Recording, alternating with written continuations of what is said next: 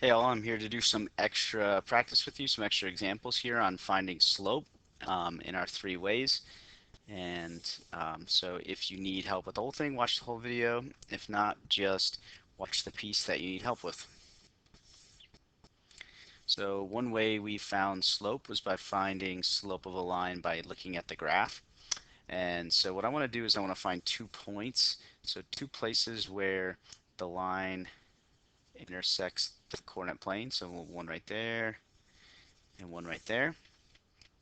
And I always start from the left point, the point that's furthest on the left, and I'm always going to do up or down first. That's my top number for slope.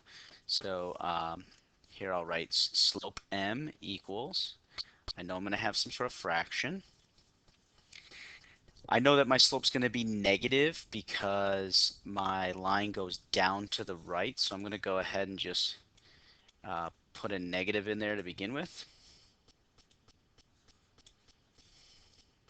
Put that negative right in front. And so now I can get the numbers.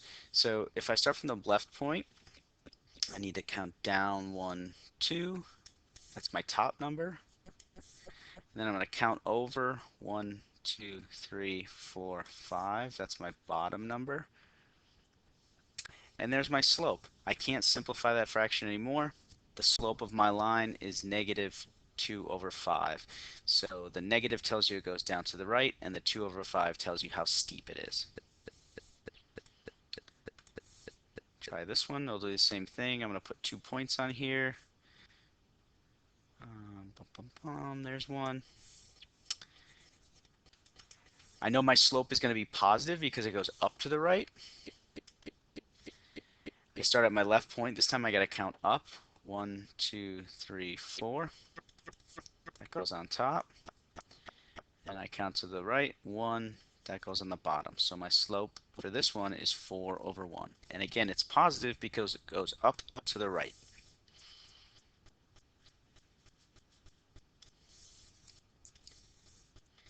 Same plan. I find 2 points on my line.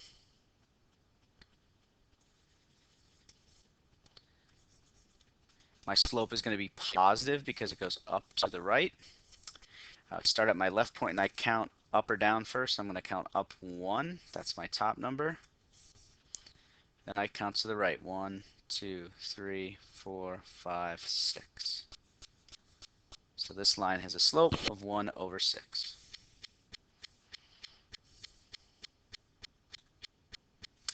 Another way we talked about finding slope was with the slope formula. Whenever there's a formula, I always recommend you write the formula every time.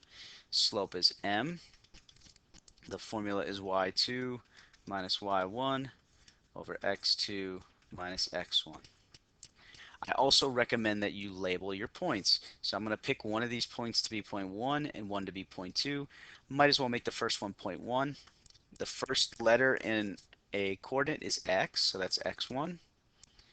That's y1. There's an x and y in each. So this would be x2 and y2.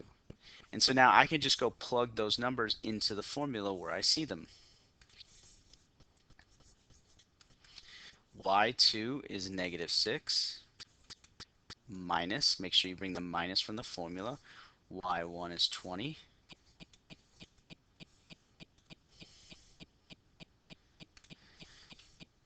X2 is negative 18 minus from the formula, x1 is negative 7, so I'll put that in parentheses. Negative 6 minus 20 is negative 26. Negative 8 minus negative 7, so those two negatives make a plus, which makes this negative 11. And those two negatives sort of cancel each other out and make this thing a positive slope, 26 over 11.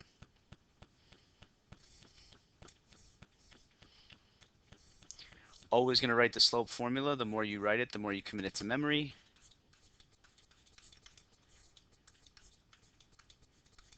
Always going to label my points, so this will be x1, y1, and x2, y2. The more work you do up front, the easier it is to complete the problem. So y2 was 0. I got a minus in the formula. Y1 is negative 11, so I'll put that in parentheses. X2 is negative 5. There's a minus in the formula. X1 is 19. So 0 minus negative 11, those two minuses make it a plus 11 on top. Negative 5 minus 19 gives me negative 24. And I'm just going to clean this up. I like to write the negative out front because the negative belongs to the whole fraction. It tells us that our line goes down to the right.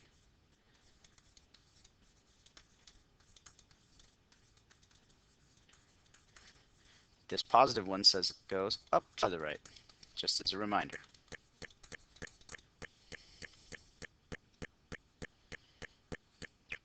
One last one like this. I like to write the slope formula every time, every time. Don't just write it at the top of the page once, write it every time. Label your points.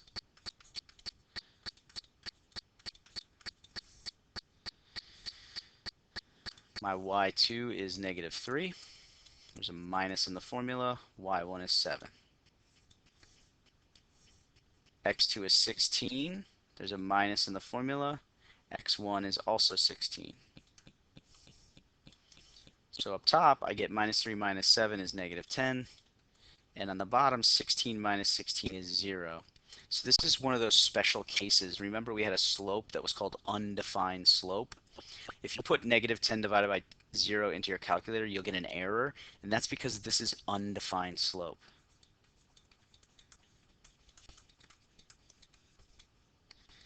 That means that this line is a vertical line. So if we were to graph the line that goes between these 2 points, it will go straight up and down. It has undefined slope. That's what happens when you have a 0 on the bottom here.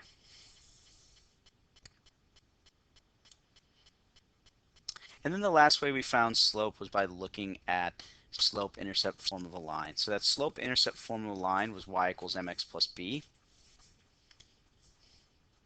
So I like to write that over my equation every time. And m is slope, so that means the slope is the number in front of x. So the whole thing here that's in front of x is my slope. So in this equation, my slope is 6 over 5. I like to do this every time, and then you'll memorize slope-intercept form. Again, slope is m. It's the number in front of x. This time my slope is negative 3. You can do negative 3 divided by 1 if you want. You don't have to. And then one last time. Slope's that number in front of x. So that whole fraction there. My slope for this one is negative 7 over 5.